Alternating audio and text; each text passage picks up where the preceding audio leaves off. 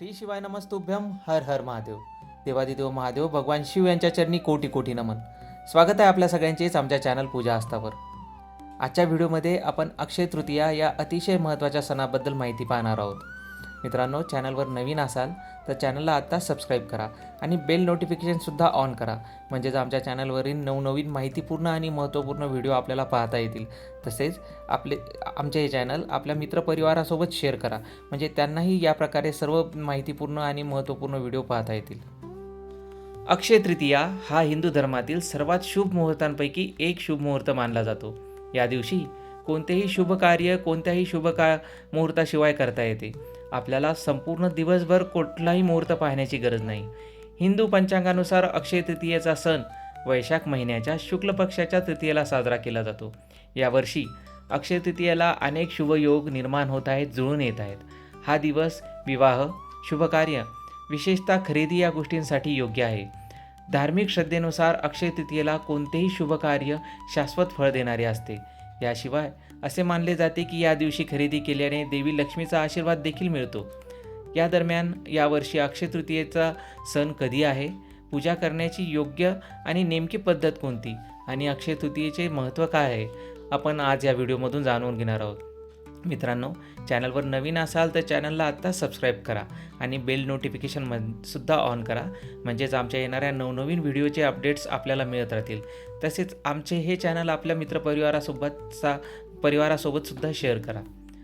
वैदिक कॅलेंडरनुसार यावर्षी अक्षय तृतीया ही तिथी वैशाख महिन्याच्या शुभ पंधरवाड्यामध्ये शुक्ल पंधरवाड्यामध्ये तिसऱ्या दिवशी म्हणजेच 19 एप्रिल रोजी सकाळी 10:49 सुरू होईल आणि 20 एप्रिल रोजी सकाळी 7:58 ही तिथी संपेल. यानुसार यंदा अक्षय तृतीया 19 एप्रिल रोजी संपूर्ण दिवसभर साजरी केली जाईल. अक्षय तृतीयेचा शुभ मुहूर्त. अक्षय तृतीयेला पूजेचा शुभ मुहूर्त 19 एप्रिल रोजी सकाळी 10:49 सुरू होतो आणि तो दुपारी 12:20 चालेल. अक्षय तृतीयेला देवी लक्ष्मीची पूजा केल्याने वर्षभर घरात समृद्धी, सुख आणि ऐश्वर्य नांदते. तसेच विविध कार्याने आपले अडलेली सर्व कामे पूर्ण होतात व धनवर्षावाच्या मार्गात असलेल्या अडचणी दूर होऊन आपल्यावर धनवर्षाव होतो, ही सुद्धा मान्यता आहे. अक्षय तृतीयेची पूजन पद्धत. अक्षय तृतीयेच्या दिवशी सूर्योदयापूर्वी उठून स्नान करावे.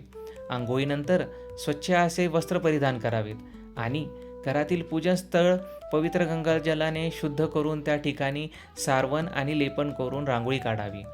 पूजनस्थळी आसनावर लाल किंवा पिवळे कापड अंथरून त्यावर देवी लक्ष्मी आणि भगवान विष्णू यांच्या मूर्ती प्रस्थापित कराव्या. हवे तर टाक ठेवावेत किंवा विविध अंगी आपण प्रतिकात्मक पूजन करण्यासाठी देवी देवतांच्या मूर्ती ठेवाव्यात. माता लक्ष्मी आणि भगवान विष्णूंच्या मूर्तीवर टिळा लावावा, हळदी कुंकू अर्पण करावे आणि फुले अर्पण करावीत. पूजनस्थळी अगरबत्ती आणि तुपाचा दिवा लावावा. प्रसाद म्हणून गोड नैवेद्य आणि गोड पदार्थ ठेवावेत. भगवान विष्णू यांच्या श्री विष्णू सहस्रनाम या ग्रंथाचे पठण करणे अत्यंत शुभ फलदायक मानले जाते. अक्षय तृतीयेशी संबंधित पवित्र कथा ऐकाव्यात किंवा त्यांचे वाचन करावे. सर्व शेवटी भगवान विष्णू आणि माता लक्ष्मी यांचे आरती व पूजन करून ही पूजा संपन्न करावी. अक्षय तृतीयेचे आध्यात्मिक आणि धार्मिक महत्त्व. अक्षय तृतीयेनुसार या दिवशी केलेली कोणतेही पुण्य कार्य शाश्वत फळ देते, म्हणजेच सदर कार्यांचे आपल्याला फळ आजीवन प्राप्त होते आणि त्यापासून आपल्याला योग्य ती गती प्राप्त होते. या दिवशी दान, ध्यान, गंगेत स्नान आणि पूजा यांसारख्या कार्यात सहभागी व्हावे.